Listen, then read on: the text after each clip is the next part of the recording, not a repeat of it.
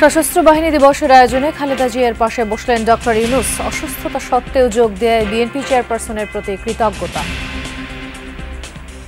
বেগম খালেদা জিয়া আজ এখানে আমাদের মধ্যে উপস্থিত আছেন। এক যুগ ধরে তিনি এই মহাসম্মেলনীতে অংশগ্রহণ করার সুযোগ পান নাই।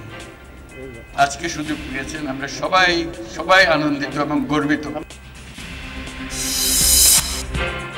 সাবেক সচিব নাসির উদ্দিনকে প্রধান করে নির্বাচন কমিশন গঠন। ইসি থাকবে রেফারির ভূমিকায়, লক্ষ্য উদাহরণ সৃষ্টি, বললেন নতুন সিইসি। গত 3টে ইলেকশনের থেকে একটা বিরাট শিক্ষা। ওই ইলেকশনটা সম্পর্কে মানুষের যে কি ধারণা এবং তারা কি কি করেছে ওগুলো আমি দেখেছি। তো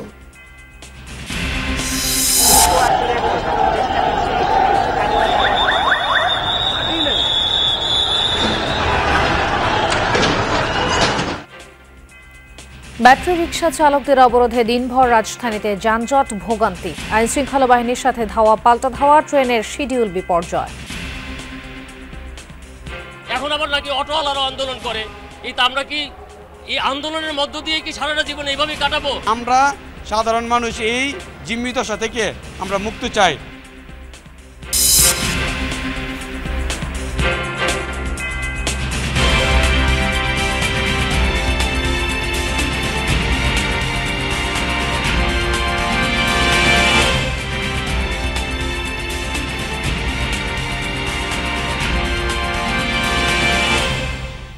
আমন্ত্রণ যমুনা নিউজে আপনাদের সঙ্গে আছি আমি খান তাজনিনা হাসান। এতক্ষণ শিরোনাম দেখছিলেন।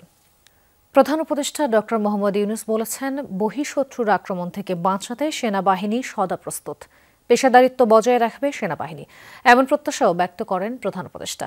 জাতিসংঘ মিশন সফলভাবে সম্পন্ন করছে বলে বাংলাদেশ সেনাবাহিনীকে বাহবা দেন তিনি।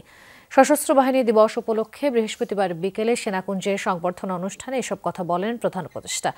আজকের এই অনুষ্ঠানে দীর্ঘ 1 যুগ পর যোগ দিয়েছিলেন BNP chairperson Begum Khaleda Xiao. বহুল আলোচিত সেনাকুঞ্জে সশস্ত্র বাহিনী দিবস উপলক্ষে বর্ণিল সম্বর্ধনার আয়োজন ছিল একটু অন্যরকম।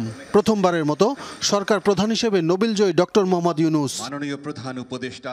প্রায় একই সময় বিশেষ অভ্যর্থনায় স্বাগত জানানো হয় তিনবারের সাবেক প্রধানমন্ত্রী বেগম খালেদা জিয়াকে। পুরোপুরি সুস্থ না হলেও দীর্ঘ 12 বছর পর অন্যরকম এক চেহারায় দেখা গেছে সেনানিবাসের সাবেক এই বাসিন্দাকে।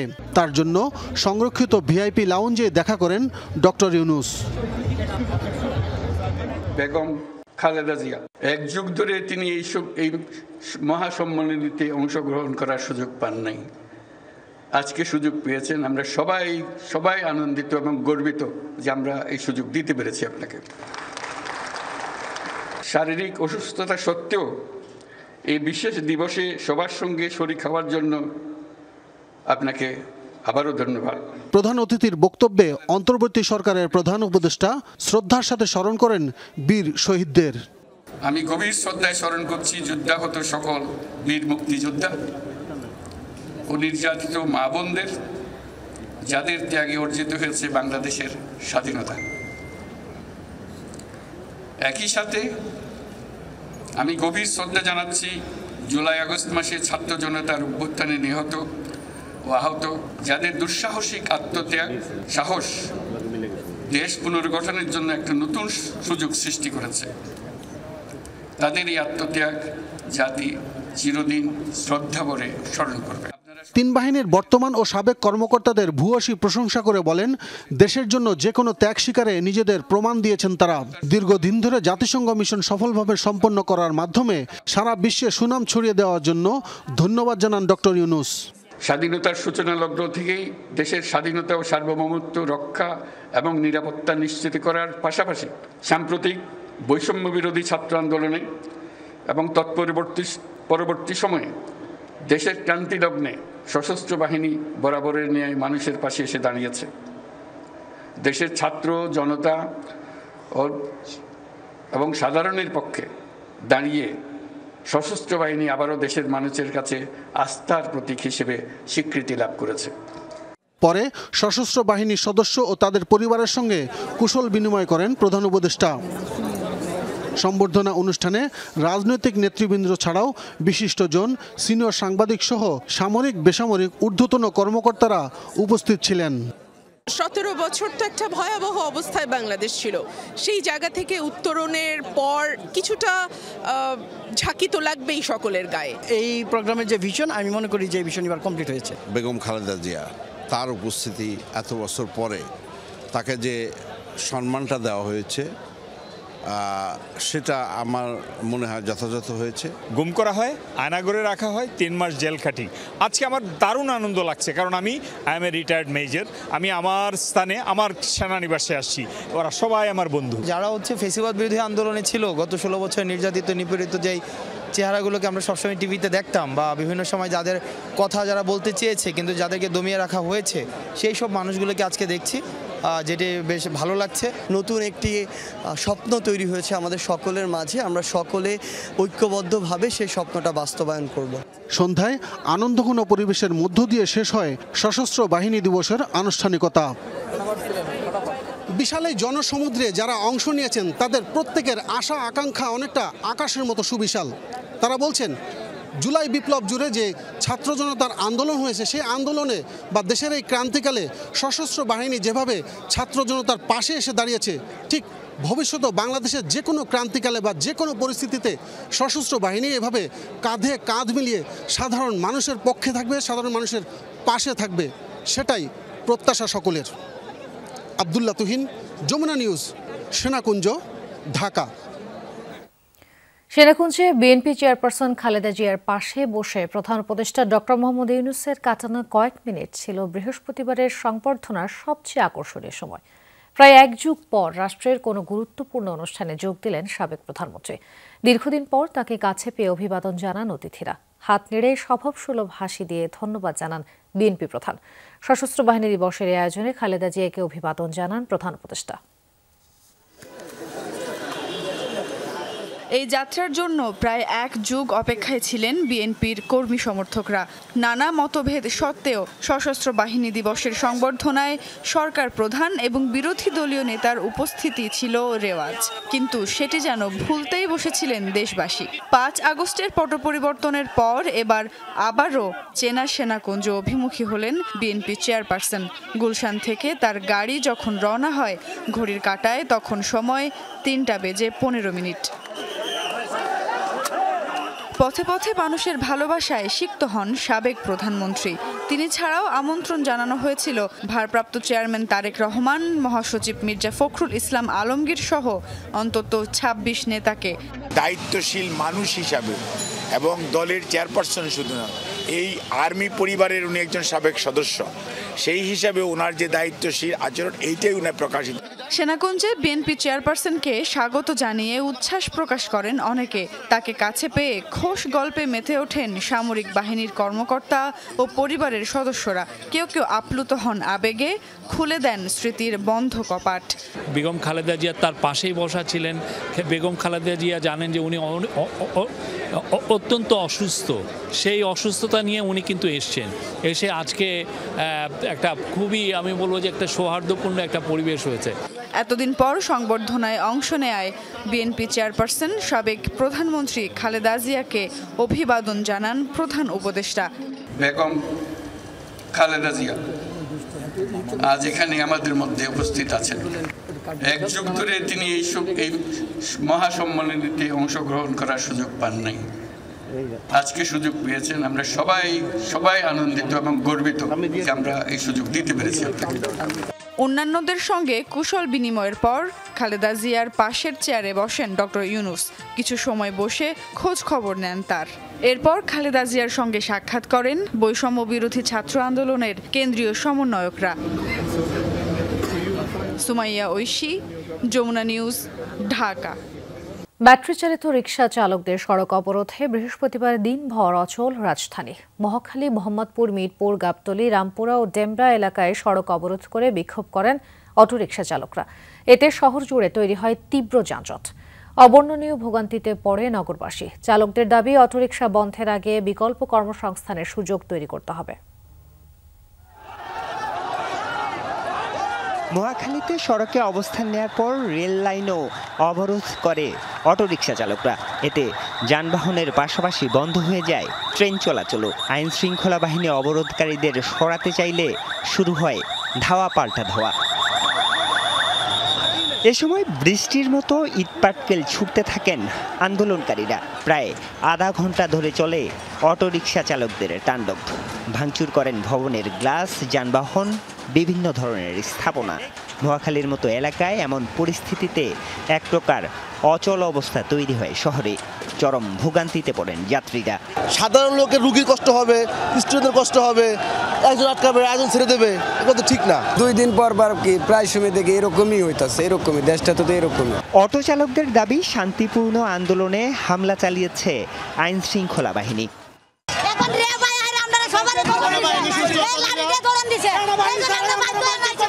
আমরা কারো কোনো ক্ষতি করতেছি না, কিন্তু আমাদের উপরে কেন তারা লাঠিচার্জ করছে? সেনাবাহিনী আমাদের আয়াহের কোনো কথা নাই, বাতা নাই, আয়াহের নাড়ি দিয়ে আমাকে বাড়ি শুরু করছে। পরিস্থিতি কিছুটা স্বাভাবিক হলে সড়ক ছেড়ে দিতে অটোরিকশা চালকদের বোঝানোর চেষ্টা করে সেনাবাহিনী। নেতাদের সাথে বৈঠক করে পুলিশ। চালকদের দাবি মূল সড়ক নয়, অলিগলিতে চলাচলের সুযোগ দেয়া হোক। অটো রিক্সা চলবে, ভিতর দিয়ে চলবে, মেন রোডে না উঠতে কেন গাড়িগুলো আমাদেরকে আটকানো হয়। 12.5 লাখ এই যে আমাদের যে শ্রমিক, এটাকে নাকে বানা যাবো, এটা কোন দেশে আইন? আমরা তাদেরকে ক্লিয়ার মেসেজ দিছি যে এখানে কোর্টের অর্ডারের বাইরে যাওয়ার ক্ষমতা আমার নাই, কারোই নাই। প্রায় 5 ঘন্টারও বেশি অবরোধের পর বিকাল 3টার দিকে পুলিশ ও সেনা প্রহরায় শুরু হয় যান চলাচল। সড়ক ছেড়ে যান আন্দোলনকারীরা। আজ অটোরিকশা চালক তো কাল শিক্ষার্থী কিংবা শ্রমিক। প্রতিদিনই রাজধানীর কোথাও না কোথাও এভাবে আন্দোলন কিংবা সড়ক অবরোধ করে দাঁড়িয়ে পড়ছেন কেউ না কেউ। এতে চরম ভোগান্তিতে পড়ছেন নগরবাসী। ক্ষুব্ধ জনগণ বলছে এর থেকে মুক্তি চান তারা। এর আগে ঘন্টার পর ঘন্টা আটকে থেকে কেউ কেউ হেঁটেই পাড়ি দেন গন্তব্যে। যানবাহন আটকে থাকায় রোগী ও দূর দূরান্তের মানুষ পড়েন বিপাকে। কথায় কথায় আন্দোলন, এগুলো আসলে জনগণ এখন আর চায় না। মানে কিছু হইলেই আন্দোলন, এগুলো জনগণ চায় না। স্টুডেন্ট আন্দোলন, একবার আওয়ামী লীগ, একবার বিএনপি, একবার হায় নামে, একবার হায় নামে, আবার এই আন্দোলন হে আন্দোলন। আমরা তো সাধারণ লোক শেষ। একই সময়ে ব্যাটারি চালিত অটোরিকশা চালকদের অবরোধে বন্ধ হয়ে যায় মালিবাগ এলাকার যান চলাচল। মৌচাক মগবাজার সড়কে সৃষ্টি হয় তীব্র যানজট। সাধারণ কোনো জনগণ অটোরিকশা চায় না। অটোরিকশা মানুষের অনেক ক্ষতি করে। যেই অবস্থা রাস্তার যেই সিচুয়েশন, এগুলো কাউকে বোঝানো যাবে না, বুঝছেন। আমরা এই পায়ে হেঁটে হেঁটে আসছি। দুপুরে মিরপুর 11 নম্বর সড়কে অবরোধ করেন চালকরা। শুয়ে পড়েন সড়কের উপর। পরে পুলিশের আশ্বাসে 2:30টার দিকে ছেড়ে দেয়া হয় সড়ক। দেশে কিন্তু কর্মের অভাব, বুঝছেন, জনসংখ্যা বেশি, এটা কর্ম পাইছেন নিছি, আপনারা পেয়েছেন দেখে আমরা টাকা দিয়ে কিনছি। আমরা গরিব মানুষ কি করে খাবো, আমি কিছু করার নাই। গেল মঙ্গলবার হাইকোর্টের একটি দ্বৈত বেঞ্চ ঢাকা মহানগরে 3 দিনের মধ্যে ব্যাটারি চালিত রিক্সা চলাচল বন্ধের আদেশ দেন। আরিফুর রহমান সবুজ, যমুনা নিউজ, ঢাকা। এদিকে অটো চালকদের অবরোধের মুখে বৃহস্পতিবার সকাল 10টা থেকে প্রায় 6 ঘন্টা রাজধানীর সাথে সারা দেশে রেল যোগাযোগ বন্ধ ছিল। এতে শিডিউল বিপর্যয়ে পড়েন হাজারো যাত্রী। কমলাপুর স্টেশনে ঘন্টার পর ঘন্টা অপেক্ষা করেছেন অনেকে। তাদের দাবি জনগণকে জিম্মি করে কোনো আন্দোলন হতে পারে না। বৃহস্পতিবার সকাল থেকে কমলাপুর রেল স্টেশনে ট্রেনের জন্য অপেক্ষা করেছেন যাত্রীরা। ঘন্টার পর ঘন্টা কেটে গেলেও মেলেনি কাঙ্ক্ষিত ট্রেনের দেখা। স্টেশন মাস্টার জানান, রাজধানীর বিভিন্ন অংশে অটোরিকশা চালকদের অবরোধের কারণেই এই শিডিউল বিপর্যয়। লেভেল ক্রসিং গেট আছে, এখানে হাজারো মানুষ, অনেক প্রতিবন্ধকও করেছে, অনেকে স্লিপার ফেলে রেল লাইনে। এরকম আপনারা জানেন যে বিচ্ছিন্ন ঘটনাও ঘটেছে। নিরাপত্তাকে নিশ্চিত করে আমরা ট্রেন চালাই, দিলেও কিন্তু কোনো যাত্রী হয়রানি কিংবা একটা ঘটনার শিকার হবে, এটাতে আমাদের দায়বদ্ধতা আছে। অপেক্ষমান যাত্রীরা মনে করেন, নানা ইস্যুতে আন্দোলন হলেও দিন শেষে জিম্মি হতে হয় সাধারণ মানুষদের। আমরা সাধারণ মানুষ এই জিম্মি দশা থেকে আমরা মুক্তি চাই এবং আপনাদের মিডিয়ার মাধ্যমে আমরা জানাতে চাই, প্রতিবারে কি আমরা এই জিম্মি থাকবো? এখন আবার নাকি অটোওয়ালারা আন্দোলন করে। এই তো আমরা কি এই আন্দোলনের মধ্য দিয়ে কি সারাটা জীবন এইভাবেই কাটাবো, না একটা স্বাধীন দেশ আমরা পেলাম? নিত্যদিনের চলাফেরা আমরা তো চলার মতো চলতেছি আর কি, চলতে হচ্ছে সেজন্য চলতেছি, এছাড়া আসলে কিছু বলার নাই এ ব্যাপারে। এই দুর্ভোগ নিরসনে যথাযথ উদ্যোগ নিতে সরকারের প্রতি আহ্বান যাত্রীদের। তারা বলছেন এমন করে দেশ শাসন করা হোক যাতে মানুষকে রাস্তায় নামতে না হয়। আজকে এক সমস্যা, কালকে এক সমস্যা, সবাই রাস্তায় কেন নামতে হবে? এই জিনিসটা যত তাড়াতাড়ি সমাধান করা যায় তত ভালো। এইভাবে আন্দোলন করাটা এটা ঠিক হয় না, মানে আন্দোলন যাতে না হয়, যাতে ভালো চলতে পারে, ভালো খাইতে পারে। আসলে যারা আন্দোলন করতেছে সাধারণ মানুষের জন্য, তাদের আন্দোলনটা ঠিক হচ্ছে না। আন্দোলন করবে তারা সঠিক জায়গায় আন্দোলন করুক, যার কাছে গেলে তাদের আন্দোলনের ফলাফল পাবে। 6 ঘন্টা বিলম্বে চলতে শুরু করেছে ট্রেন। এ যাত্রায় দুর্ভোগ শেষ হলেও বারবার এমন জিম্মি হওয়ার আতঙ্ক থেকে মুক্তি চায় দেশবাসী। তানভীর সিদ্দিক টিপু, যমুনা নিউজ, ঢাকা। রেফারির ভূমিকায় থাকবে নতুন নির্বাচন কমিশন। জনগণের ভোটাধিকার ফিরিয়ে দেয়া এই কমিশনের দায়িত্ব। তৈরি করতে চান সুষ্ঠু নির্বাচনের উদাহরণ। প্রজ্ঞাপন জারির পর তাৎক্ষণিক প্রতিক্রিয়ায় নতুন প্রধান নির্বাচন কমিশনার এএমএম নাসির উদ্দিন এসব কথা বলেন। তিনি বলেন, বিগত 3টি নির্বাচন হয়েছিল প্রহসনের। জানান, যত তাড়াতাড়ি নির্বাচন সংক্রান্ত সংস্কার কমিশন রিপোর্ট দিবে ততটাই এগিয়ে যাবে নির্বাচন আয়োজনের প্রস্তুতি। বৃহস্পতিবার সিইসি ছাড়াও আরও 4 কমিশনার নিয়োগ দেন রাষ্ট্রপতি।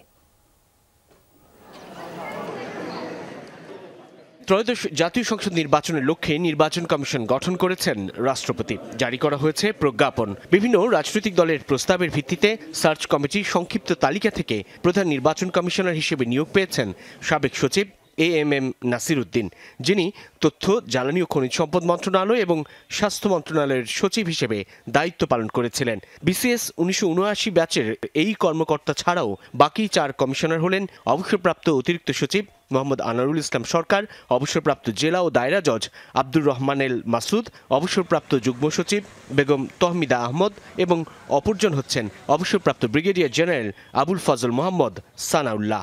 ইউ উইল সি ইনশাআল্লাহ হোয়াট উই ডু। আমরা ট্রান্সপারেন্ট হতে পারবো, লুকোচুরির কোনো সুযোগ নাই। প্রজ্ঞাপন জারির পর তাৎক্ষণিক প্রতিক্রিয়া জানান সদ্য নিয়োগপ্রাপ্ত প্রধান নির্বাচন কমিশনার। জুলাই অভ্যুত্থান ও বিরোধী দলগুলোর বিগত দিনের আন্দোলনের পাশাপাশি সবশেষ 3 জাতীয় নির্বাচনের অভিজ্ঞতার কথাও জানান তিনি। এই মৃত্যুগুলো কেন হলো, এই আহত নিহতগুলো, গুমগুলো কেন হলো? তাদের যে অনেক চাওয়ার মধ্যে একটা বড় চাওয়া ছিল যে আমরা ভোটের অধিকার চাই। আমার সর্বোচ্চ চেষ্টা থাকবে, আমার কমিশনের চেষ্টা থাকবে যাতে মানুষের এই যে চাওয়াটা, এই এক্সপেকটেশনটা, এই অধিকারটা যাতে আমরা ফিরিয়ে দিতে পারি। নবনিযুক্ত সিইসি বলেন, বর্তমান কমিশনের জন্য সবচেয়ে বড় সম্পদ সুষ্ঠু নির্বাচনের বিষয়ে রাজনৈতিক দলগুলোর ঐক্যমত। বিগত নির্বাচনের অভিজ্ঞতা নিয়েই কাজ করবে নতুন কমিশন। ন্যাশনাল ইলেকশন যেটা হবে এটা একটা ইন্টারিম গভর্নমেন্টের আন্ডারে। And man like professor Yunus, ওনার তো কোনো রাজনৈতিক অভিলাষ নাই, বারবার করে বলছেন। সুতরাং আমরা রেফারের ভূমিকা থাকবো, উনিও তো রেফারের ভূমিকায় আছে বাংলাদেশের জন্য। আমরা মানুষের ভোটাধিকার প্রতিষ্ঠা করতে চাই। এই যে একটা জাতি যে ঐক্যবদ্ধ, এই একটা দাবিতে কিন্তু আমরা রাজনীতিবিদরা যে যতই বলুক, এই একটা দাবিতে কিন্তু তারা এক। এটা তো বিরাট অ্যাসেট। নতুন নির্বাচন কমিশনার হিসেবে দায়িত্ব পাওয়ার পর কতদিন সময় লাগতে পারে নির্বাচন আয়োজনে? এমন প্রশ্নের উত্তরে এএমএম নাসির উদ্দিন বলেন, দায়িত্ব গ্রহণের পর যত দ্রুত সম্ভব নির্বাচনের জন্য প্রস্তুত থাকার চেষ্টা করবে কমিশন। ইলেকশন রিলেটেড যত রিফর্মস আছে সেই রিফর্মসগুলো তো সম্পন্ন হতে হবে। আর এই জন্য ইলেকশন কমিশনের যে রিফর্মস যে কমিশন আছে, ওনারা যত তাড়াতাড়ি রিপোর্ট দেবেন আমার মনে হয় কাজটা এগিয়ে নেওয়া, তাড়াতাড়ি এগিয়ে নেওয়া সম্ভব হবে। আর কি প্রস্তুতি নিতে গেলে কি কি করতে হবে সেটা না বুঝে আমি আন্দাজি একটা তো টাইম ফ্রেম দিতে পারবো না, বাট চেষ্টা করবো যত দ্রুত সম্ভব। আমরা রেডি থাকি। আওয়ামী লীগের নির্বাচনে অংশগ্রহণ নিয়ে এখনই কোনো মন্তব্য করতে রাজি নন প্রধান নির্বাচন কমিশনার। সময় আসলেই সে বিষয়ে সবার কাছে স্পষ্ট হবে বলেও জানান তিনি। প্রণিধানযোগ্য এটা এক্সাম্পল হিসাবে যাতে আমরা কাজে লাগাইতে পারি। সাইফুদ্দিন রবিন, যমুনা নিউজ, ঢাকা। ছাত্র জনতার আন্দোলনে নিহতদের পরিবারকে সহায়তা ও আহতদের চিকিৎসা ও পুনর্বাসন বিষয়ে রোডম্যাপ ঘোষণা করেছে জুলাই শহীদ স্মৃতি ফাউন্ডেশন। আগামী 31 ডিসেম্বরের মধ্যে সেটি বাস্তবায়ন করা হবে জানিয়েছেন ফাউন্ডেশনের সাধারণ সম্পাদক সার্জিস আলম। মামলা দেওয়ার ক্ষেত্রে আহতদের রাজনৈতিকভাবে ব্যবহার না হওয়ার আহ্বান জানান তিনি। চিকিৎসা ও পুনর্বাসন নিশ্চিত করা হবে জানান ফাউন্ডেশনের দায়িত্বপ্রাপ্তরা। 24 জুলাই আগস্টে ছাত্র জনতার অভ্যুত্থানে প্রাণ হারিয়েছেন কয়েকশো মানুষ, আহত হয়েছেন কয়েক হাজার। গণ আন্দোলনে নিহত ও আহতদের বিষয়ে কি পদক্ষেপ নেওয়া হয়েছে তার রোডম্যাপ ঘোষণা করল জুলাই শহীদ স্মৃতি ফাউন্ডেশন। এ বিষয়ে ব্রিফিংয়ে ফাউন্ডেশনের সাধারণ সম্পাদক সার্জিস আলম মামলার ক্ষেত্রে আহতদের রাজনৈতিকভাবে ব্যবহার না হওয়ার আহ্বান জানিয়েছেন। কোনো রাজনৈতিক দলের কিছু ব্যক্তিবর্গ শহীদ পরিবারকে কিছুটা বাধ্য করে কিংবা বিভিন্নভাবে প্ররোচিত করে তাদেরকে দিয়ে মামলা দেওয়ানোর ব্যবস্থা করছেন। অনুগ্রহ করে কারো প্রভাবে যেন প্রভাবিত না হয়ে কোনো মামলা না হয়। আন্দোলনে আহতদের কয়েকটি ক্যাটাগরিতে ভাগ করে সেবা নিশ্চিত করা হবে বলে জানান সার্জিস। তিনি আরও বলেন 31 ডিসেম্বরের মধ্যে ঘোষিত রোডম্যাপ বাস্তবায়ন করা হবে। শহীদ পরিবার যারা রয়েছেন বা শহীদ ভাইরা যারা রয়েছেন তাদের তথ্যটি যাচাই করা বা সংযোজন করা তুলনামূলক সহজ, কিন্তু যারা আহত রয়েছেন তাদের তথ্য ভেরিফিকেশন করা এবং সেই তথ্যটি সংযোজন করা তুলনামূলক একটু কঠিন প্রসেস। নভেম্বর ডিসেম্বরের মধ্যে আমাদের পূর্ণাঙ্গ তালিকা প্রকাশ করা। প্রধান উপদেষ্টার বিশেষ সহকারী ডাক্তার সাইদুর রহমান জানান আহতরা সারা জীবন সরকারি হাসপাতালে ফ্রি চিকিৎসা পাবেন। এই অভ্যুত্থানে যতজন আহত হয়েছে তাদের সবাইকে সরকারি হাসপাতালগুলোতে ফাস্ট ট্র্যাক সার্ভিস দেওয়া হবে। সরকারি হাসপাতালগুলোতে আজীবন তিনি সব ধরনের চিকিৎসা বিনামূল্যে পাবেন। এমনকি যেই সেবাগুলো সরকারি হাসপাতালে নেই সেগুলো বেসরকারি সেবা থেকে গ্রহণ করা হলে সরকার তার মূল্য পরিশোধ করবে। জুলাই শহীদ স্মৃতি ফাউন্ডেশনের প্রধান নির্বাহী মীর মাহবুব রহমান স্নিগ্ধ জানান আহতদের সহায়তায় 3 লাখ টাকায় উন্নীত করা হয়েছে। এ সময় রোডম্যাপ নিয়ে বিভিন্ন তথ্য দেন জুলাই গণ অভ্যুত্থান সেলের টিম লিডার খন্দকার জহিরুল ইসলাম। চিকিৎসার জন্য যাদের এখন পর্যন্ত যত টাকায় খরচ হয়েছে সেটি ফেরত দেওয়ার একটি উদ্যোগ আমাদের এখান থেকে গ্রহণ করা হয়েছে। অবশ্যই এটি সেই 3 লাখ টাকার সাথে জড়িত নয়। আহত হয়েছে একদমই কোনো কাজ করতে পারবেন না এরকম যদি হয় তাদেরও পরিবারের একজনকে বা একাধিককে কর্মসংস্থানের ব্যবস্থা করা হবে। লামিয়া তিথি, যমুনা নিউজ, ঢাকা। সাবেক প্রধানমন্ত্রী শেখ হাসিনাকে দেশে ফেরাতে ডিসেম্বরে দিল্লির সাথে আনুষ্ঠানিক আলোচনা শুরু করতে পারে ঢাকা। আগামী মাসের মাঝামাঝি সময়ে ঢাকায় বসছে দুদেশের পররাষ্ট্র সচিব পর্যায়ের বৈঠক। পররাষ্ট্র মন্ত্রণালয়ের আশা ঢাকা দিল্লি সম্পর্কে টানাপোড়েন কাটিয়ে গতিশীলতা আনতে ভূমিকা রাখতে পারে এই সফর। 5 আগস্টের পর থেকে বাংলাদেশ নিয়ে আপত্তিকর সংবাদ প্রচার করছে বেশ কিছু ভারতীয় গণমাধ্যম। এ নিয়ে কি করছে সরকার প্রশ্ন ছিল সাংবাদিকদের। ভারতের বিভিন্ন গণমাধ্যমে বাংলাদেশ নিয়ে যে অপপ্রচার চলছে সেটি আমরা বাংলাদেশে অবস্থিত ভারতীয় হাই কমিশনকে বিভিন্নভাবে সময়ে জানিয়েছি। আমরা ভারতীয় কর্তৃপক্ষকে এটি জানিয়েছি যে আমাদের দুদেশের পারস্পরিক যে বন্ধুত্বপূর্ণ সম্পর্ক রয়েছে তার পরিপ্রেক্ষিতে এই ধরনের বাংলাদেশ নিয়ে অপপ্রচার মোটেই কাম্য নয়। একই সাথে বাংলাদেশিদের জন্য ভারতের ভিসাও বন্ধ প্রায়। সেটি কবে নাগাদ স্বাভাবিক হবে তার উত্তর এখনও অজানা। তবে ডিসেম্বরেই ঢাকায় পররাষ্ট্র সচিব পর্যায়ের বৈঠক হচ্ছে নিশ্চিত করে মন্ত্রণালয়ের আশা বরফ গলতে পারে তারপর। বারবার তারা ম্যান পাওয়ার শর্টেজের কথা বলে আসছে, তো আমরা আশাবাদী তারা এই সমস্যা সমাধানে ভবিষ্যতে যথার্থ পদক্ষেপ নেবেন। প্রশ্ন ছিল সাবেক প্রধানমন্ত্রী শেখ হাসিনাকে দেশে ফেরাতে দিল্লির সাথে যোগাযোগ হয়েছে কিনা। এটা একটা রাজনৈতিক বিষয়, কাজেই সর্বোচ্চ পর্যায় থেকে যখন আমাদেরকে নির্দেশনা দেওয়া হবে আমরা তখনই কাজ করব। আর আমরা হয়তো এই এফওসি যেটা সামনে হতে যাচ্ছে সেখানেও কিন্তু হয়তো এই বিষয়ে আলোচনা করার অবকাশ থাকবে। তখন হয়তো জিনিসটা আরও ক্লিয়ার হবে যে আমরা আসলে এই বিষয়টা কিভাবে দেখছি বা কি চাই। এর মধ্যে ঢাকা করাচি সরাসরি ফ্লাইট চালুর আনুষ্ঠানিক প্রস্তাব দিয়েছে পাকিস্তান। এটি যাচাই বাছাই করে সিদ্ধান্ত নেবে বাংলাদেশ। আমাদের সিভিল এভিয়েশন মিনিস্ট্রিকে পাঠিয়েছি, এ ব্যাপারে হয়তো পরবর্তীতে ফার্দার আপডেট জানা যাবে। পররাষ্ট্র মন্ত্রণালয় জানায় আন্তর্জাতিক অপরাধ আদালতের চিফ প্রসিকিউটর 4 দিনের সফরে ঢাকা আসছেন 25 নভেম্বর। নেক্সট মান্থে যখন মিটিংটা। মাহফুজ মিশু, যমুনা নিউজ, ঢাকা। অর্থ মন্ত্রণালয় ও বাংলাদেশ ব্যাংকে এখনও ফ্যাসিবাদের দোসররা বহাল তবিয়তে আছেন বলে মন্তব্য করছেন দৈনিক আমার দেশ পত্রিকার সম্পাদক ডক্টর মাহমুদুর রহমান। বৃহস্পতিবার বিকালে ঢাকা বিশ্ববিদ্যালয়ে ফ্যাসিবাদ ফিরে আসার হুমকি ও বিপ্লব রক্ষার করণীয় শীর্ষক আলোচনা সভায় এমন মন্তব্য করেন তিনি। অভিযোগ করেন রক্ষী বাহিনী গঠনের মাধ্যমে শেখ মুজিবুর রহমান বাংলাদেশে প্রথম স্টেট টেরর জন্ম দিয়েছিল। দেশে প্রথম ভোট কারচুপি হয় তার আমলে। বাকশাল গঠন করে সব মিডিয়া বন্ধ করে দেওয়া হয়। মাহমুদুর রহমান আরও বলেন, দেশের জনগণকে খুশি করতে হলে প্রথমে অর্থনৈতিক খাতের সংস্কার ও দ্রব্যমূল্য নিয়ন্ত্রণ করতে হবে। আর দেশ থেকে ফ্যাসিবাদ নিরসনের সকল ক্ষেত্রে চিরুনি অভিযান পরিচালনার আহ্বান জানান তিনি। দেশে ফ্যাসিবাদের যে সংস্কৃতি রয়েছে তা থেকে বেরিয়ে আসতে পদক্ষেপ গ্রহণের আহ্বান জানান বক্তারা।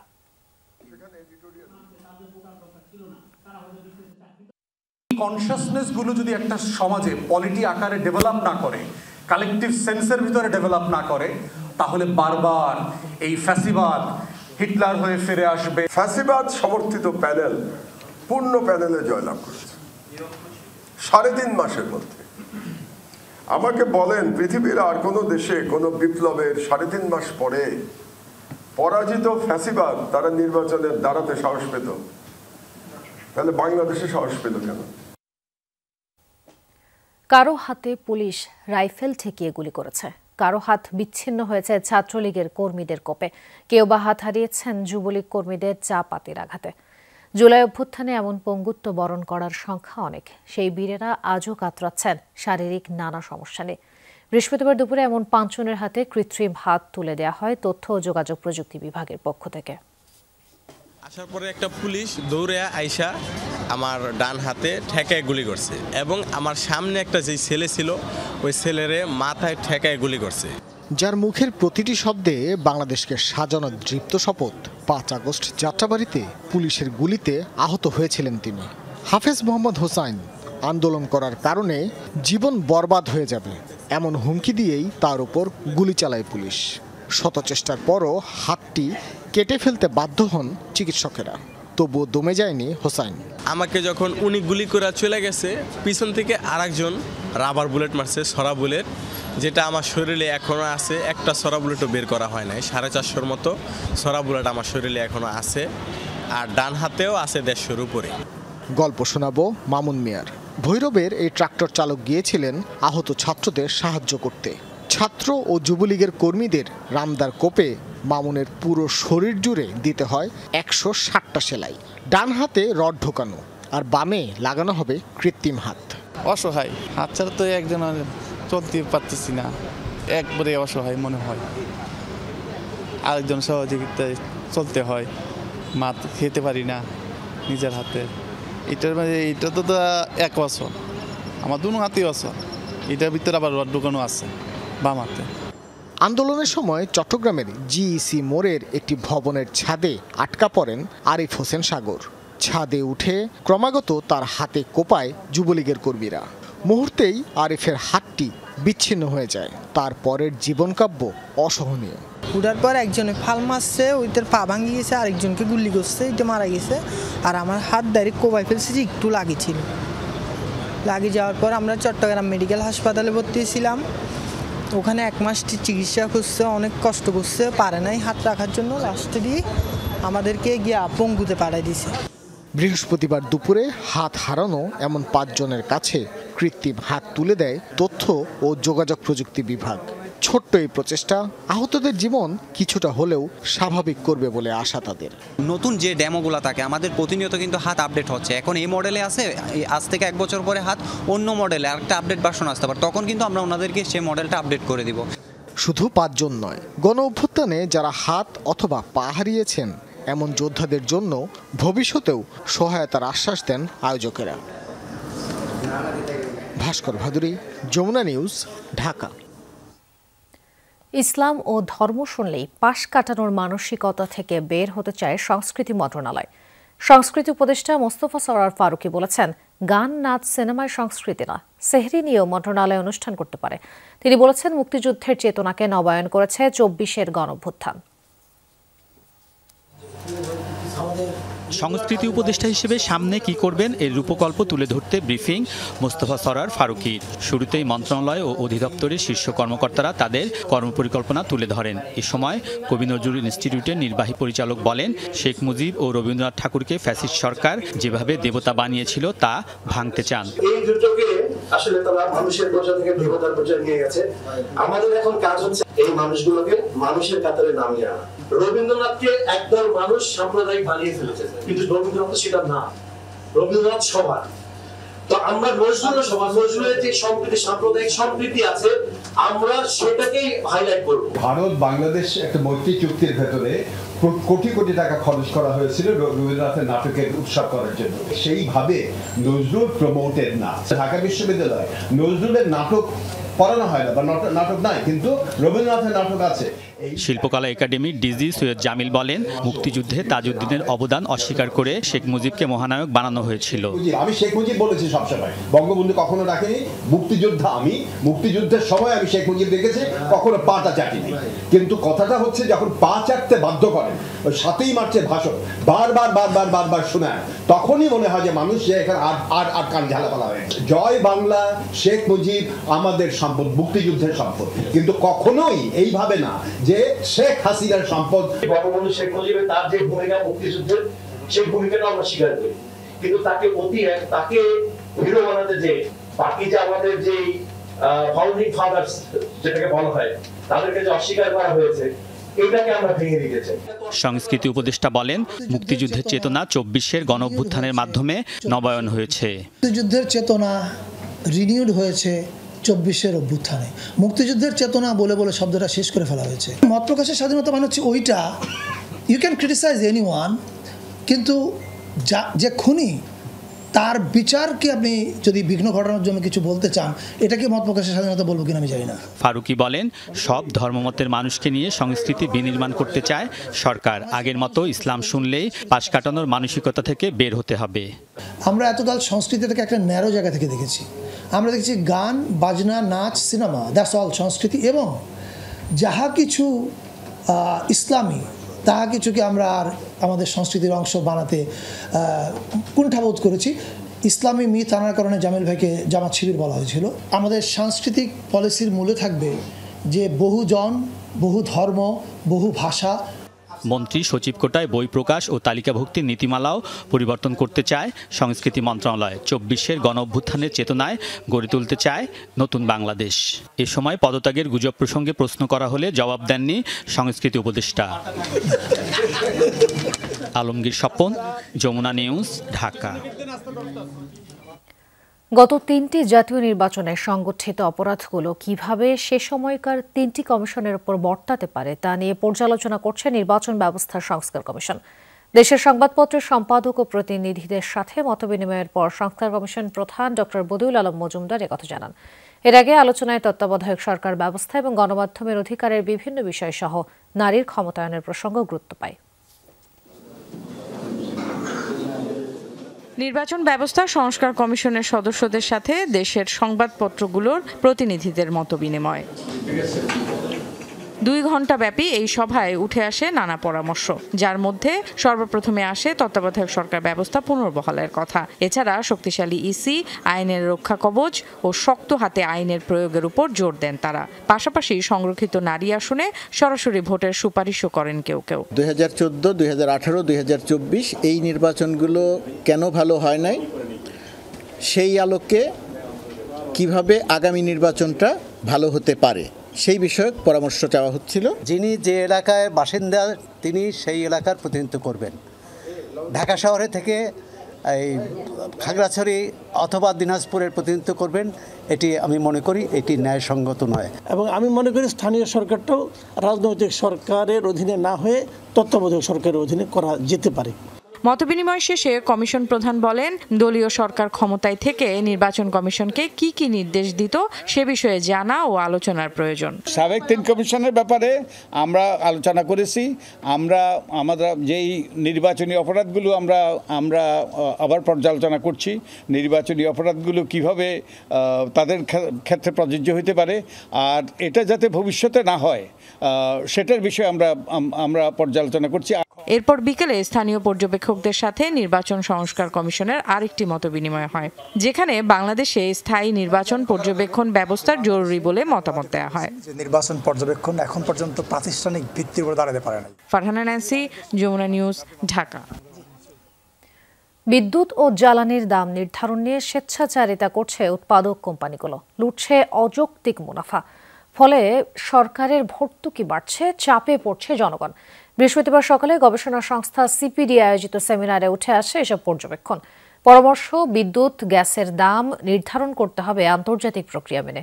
এ সময় জানুয়ারি থেকে জ্বালানি তেলের দাম কমার আভাস দেয় বিপিসি। কথা ছিল বাংলাদেশে বিদ্যুৎ ও গ্যাসের দাম নির্ধারণ হবে জনগণের কথা শুনে, অর্থাৎ গণশুনানিতে। কয়েক বছর আগে বিইআরসি আইন সংশোধন করে এই দাম নির্ধারণের প্রক্রিয়া নির্বাহী বিভাগের হাতে ন্যস্ত করে বিগত সরকার। এর ফলে একই বছরে একাধিকবার দাম বৃদ্ধি কিংবা আন্তর্জাতিক বাজার দরের সাথে অসামঞ্জস্যতা সবই দেখেছে বাংলাদেশ। কিছুদিন আগে অন্তর্বর্তী সরকার বিদ্যুৎ গ্যাসের দাম নির্ধারণের এখতিয়ার আবারও ফিরিয়ে দেয় এনার্জি রেগুলেটরি কমিশনকে। কিন্তু গবেষণা সংস্থা সিপিডির দাবি, এতে সমাধান আসবে না, বদলাতে হবে হিসাবের প্রক্রিয়া। তা না হলে 2025 সালে বিদ্যুৎ ও জ্বালানিতে সরকারি ভর্তুকি দাঁড়াবে 40,000 কোটি টাকায়। বেশ বড় একটা মুনাফা তাদের সেখানে যাচ্ছে, এবং সেই অনুযায়ী এটাকে যদি আরো কিছু অ্যাডজাস্ট করা যায়, তাহলে এই যে ভোক্তার যে এখন উচ্চ মূল্যস্ফীতির যে প্রভাব, সেখান থেকেও কিন্তু তিনি সাশ্রয় হবেন। এ সময় জ্বালানি বিশেষজ্ঞ ডক্টর শামসুল আলম বলেন, বিদ্যুৎ ও গ্যাস উৎপাদনকারী প্রতিষ্ঠানগুলো কোম্পানিতে পরিণত হয়ে অযৌক্তিক মুনাফা করছে, অথচ তারা ভর্তুকির জন্য চাপ দিচ্ছে সরকারকে। বোর্ডের সদস্য তারা 60,000 টাকা করে সিটিং অ্যালাউন্স পায়, তাদের বোর্ড মিটিং হয় সিঙ্গাপুরে, তাদের বোর্ড মিটিং হয় দুবাই। এই পয়সা কে যোগায়? এর নাম হচ্ছে মার্কেট বেসড প্রাইসিং, তাই না? ব্যাংকে টাকা রাখলে মানুষ মুনাফা পেত 6%, তাদেরকে বিআরসি থেকে 18% তিতাস এক সময় মুনাফা নিয়ে গেছে এই আপনার শেয়ার হোল্ডারদের জন্য। এ সময় বিপিসি চেয়ারম্যান জানান, মজুদ সক্ষমতা কম থাকায় বারবার সমন্বয় করতে হচ্ছে জ্বালানি তেলের দাম। অন্যদিকে আন্তর্জাতিক বাজারের সাথে দর সমন্বয় নিয়ে দ্বিধার কথা জানালেন বিইআরসি চেয়ারম্যান।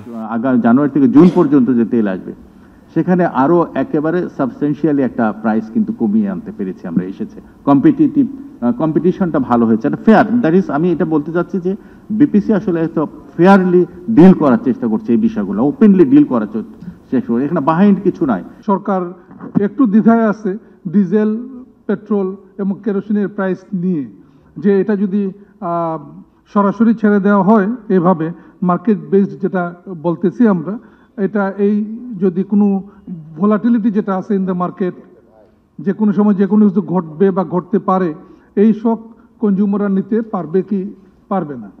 বিইআরসিকে জ্বালানির মূল্য নির্ধারণের কর্তৃত্ব দিয়ে আইনি কাঠামো নিশ্চিতের প্রস্তাব সিপিডির। ধরেছে যেটাতে হচ্ছে বিপিসির যে অপারেশন। তৌহিদ হোসেন, যমুনা নিউজ, ঢাকা। হবিগঞ্জের চুনারুঘাটে হত্যা চেষ্টা মামলায় ব্যারিস্টার সুমনের 2 দিনের রিমান্ড মঞ্জুর করেছেন আদালত। এর আগে আদালত প্রাঙ্গণে যুবদল ছাত্রদল নেতাকর্মীদের সাথে মারামারিতে জড়ায় সুমন সমর্থকরা। বৃহস্পতিবার দুপুরে হবিগঞ্জ জুডিশিয়াল ম্যাজিস্ট্রেট আদালতের বিচারক কামরুল হাসান ব্যারিস্টার সুমনের রিমান্ড মঞ্জুর করেন। পাশাপাশি 7 দিনের মধ্যে প্রতিবেদন দাখিলের নির্দেশনা দেন তিনি। এর আগে বেলা 1টার দিকে সুমনকে আদালতে নেওয়া হলে যুবদল ছাত্রদল নেতাকর্মী ও সুমনের সমর্থকদের মধ্যে দেখা দেয় উত্তেজনা। পরে তা মারামারিতে রূপ নিলে আহত হয় কয়েকজন। পরে আইনজীবী ও পুলিশের হস্তক্ষেপে পরিস্থিতি শান্ত হয়। জলবায়ু সম্মেলনের শেষ দিকে অর্থায়নের নতুন লক্ষ্য ঠিক করে খসড়া প্রকাশ করেছে জাতিসংঘ। যদিও সেই খসড়ায় উন্নত দেশগুলো কিভাবে অর্থায়ন করবে, উন্নয়নশীল দেশগুলোর কাছে তা নিয়ে সঠিক কোনো ব্যাখ্যা নেই। তবে শেষ দিনে অর্থায়নের সমীকরণ মিলবে বলে আশা ক্ষতিগ্রস্ত দেশগুলোর। আজারবাইজানের বাকু থেকে আহমেদ রেজা জানাচ্ছেন বিস্তারিত। শেষ পর্যায়ে 29তম জলবায়ু সম্মেলন। জলবায়ুর বিরূপ প্রভাব মোকাবেলায় এবার অর্থায়নকে প্রাধান্য দেওয়া হয়েছিল, কিন্তু উন্নত দেশগুলো কি পরিমাণ টাকা দেবে তা নিয়ে এখনো কোনো সিদ্ধান্ত হয়নি। সম্মেলনের শেষের দিকে নতুন একটি খসড়া প্রকাশ করেছে জাতিসংঘ, যেখানে 2025 থেকে 2035 সাল পর্যন্ত ক্ষতিগ্রস্ত দেশগুলোকে অর্থায়নের প্রস্তাব রয়েছে, তবে নির্দিষ্ট পরিমাণ উল্লেখ নেই সেখানে। এটা দুঃখজনক যে উন্নত দেশগুলো অর্থের নির্দিষ্ট পরিমাণ এখনো উল্লেখ করেনি। উন্নয়নশীল দেশগুলো অনুদান চায়, কোনো ঋণ নয়। বিশ্ব নেতাদের বলছি, দয়া করে আমাদের সাথে তামাশা করবেন না। অর্থ প্রয়োজন স্বীকার করা মানে এই নয় যে অর্থ ছাড় হয়েছে। এখন দেখতে হবে কোন দেশ কি পরিমাণ অর্থ দেয়। উন্নত দেশগুলোকে উদ্যোগী হতে হবে এবং জানাতে হবে কি পরিমাণ অর্থ তারা দেবে। আমি বুঝতে পারছি না এখনো কেন সময় ক্ষেপণ করছে তারা।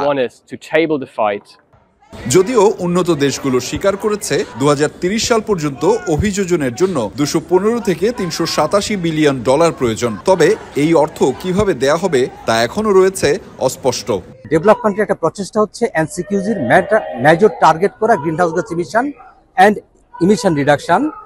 এর ফলে adaptation requirement, loss and damage এবং অন্যান্য যে টাকা আছে সেখানে হয়তো টাকার পরিমাণ কমে যাবে অথবা সেটা বেশি এমফাসিস দেওয়া হবে না। শুধু স্বীকার করা কোনো সমাধান নয় জানিয়ে বিশেষজ্ঞরা বলছেন মানুষকেও জানাতে হবে কি পরিমাণ অর্থ তাদের জন্য বরাদ্দ দেয়া হচ্ছে। 29তম জলবায়ু সম্মেলনের শেষের দিকে এসে অর্থায়নের রূপরেখা প্রকাশ করেছে জাতিসংঘ। যদিও 2025 সাল থেকে 2035 সালের মধ্যে উন্নত দেশগুলো কিভাবে উন্নয়নশীল দেশকে অর্থায়ন করবে তার সুস্পষ্ট কোনো ব্যাখ্যা নেই। তবুও উন্নয়নশীল দেশগুলো এখনো অর্থায়নের ইতিবাচক আশা ছাড়েনি। Ahmed Reza, Jamuna News, Baku, Azerbaijan. রাজশাহীতে বৈষম্য বিরোধী ছাত্র আন্দোলনের স্থানীয় এক সমন্বয়ককে হাতুড়ি ও বাঁশ দিয়ে পেটানোর অভিযোগ উঠেছে ছাত্র দলের নেতাকর্মীদের বিরুদ্ধে। বৃহস্পতিবার রাতে 2 দফা হামলার শিকার হলে আহত অবস্থায় রাজশাহী মেডিকেলে ভর্তি করা হয় ওই সোহেল রানাকে। ভুক্তভোগী রানা জানান, বিকেলে নিউ গভর্নমেন্ট ডিগ্রি কলেজ মিলনায়তনে বৈষম্য বিরোধী ছাত্র আন্দোলনের পক্ষ থেকে বিশেষ আলোচনা সভার আয়োজন করা হয়। পরে তা কালেক্টরেট মাঠে নেওয়া হয়। পরে তিনি সেখান থেকে বের হওয়ার সময় কয়েক দফায় ছাত্রদলের কয়েকজন নেতাকর্মী তাকে মারধর করে বলে অভিযোগ করেন। পরে তাকে উদ্ধার করে হাসপাতালে নেয় স্থানীয়রা।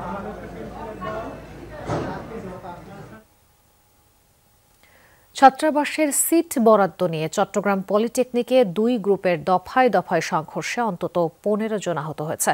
সবাই হাসপাতালে ভর্তি, কয়েকজনের অবস্থা গুরুতর। আহতদের দাবি, তারা বৈষম্য বিরোধী ছাত্র আন্দোলনের সাধারণ শিক্ষার্থী। হামলার জন্য ছাত্র দলকে দুষছেন তারা।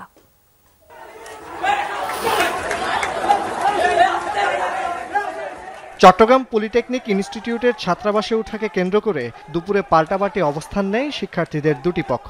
কথা কাটাকাটির এক পর্যায়ে জড়ায় সংঘর্ষে। এতে আহত হয় বেশ কয়েকজন শিক্ষার্থী ও একজন শিক্ষক। হামলার জন্য ছাত্রদল নেতাকর্মীদের দুষছেন তারা।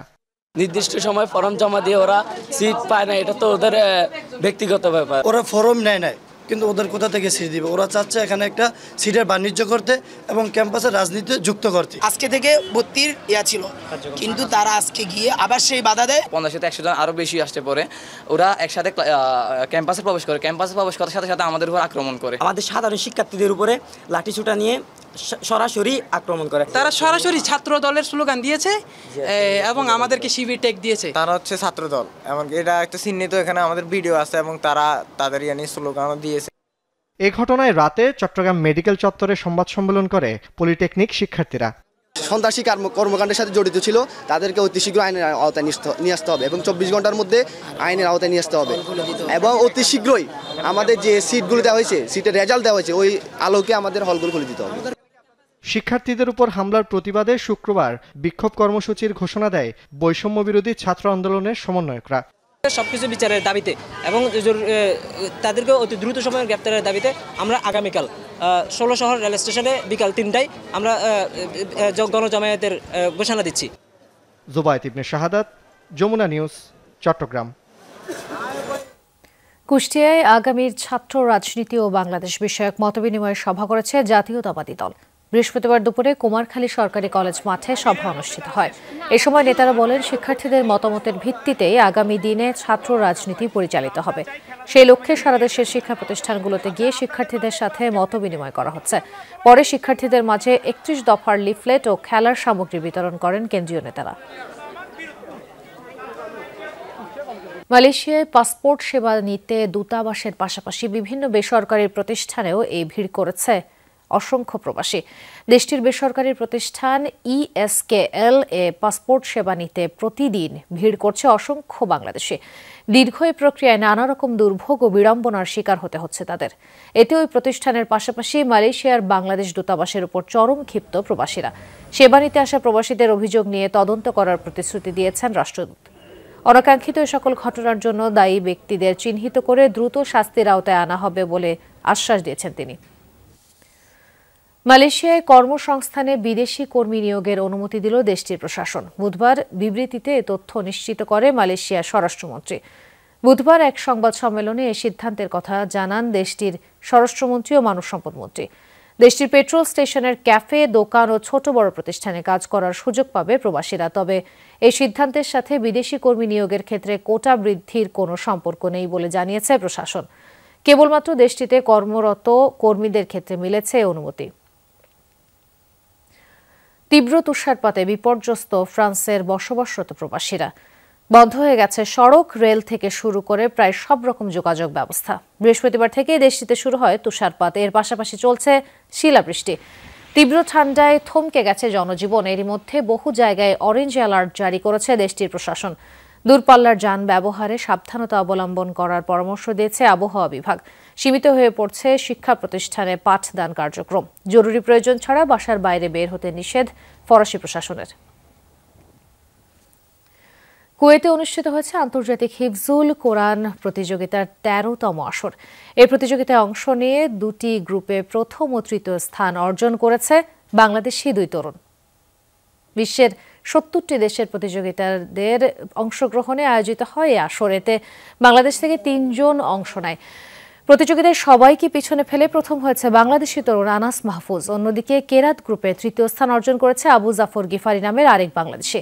মঙ্গলবার ঘোষণা করা হয় এই প্রতিযোগিতার ফলাফল। বিজয়ীদের হাতে পুরস্কার তুলে দেন কুয়েতের মাননীয় ধর্মমন্ত্রী ডক্টর মোহাম্মদ ইব্রাহিম মোহাম্মদ আল ওয়াসমি। পর্যটনের নতুন দুয়ার উন্মুক্ত করতে চায় সৌদি আরব।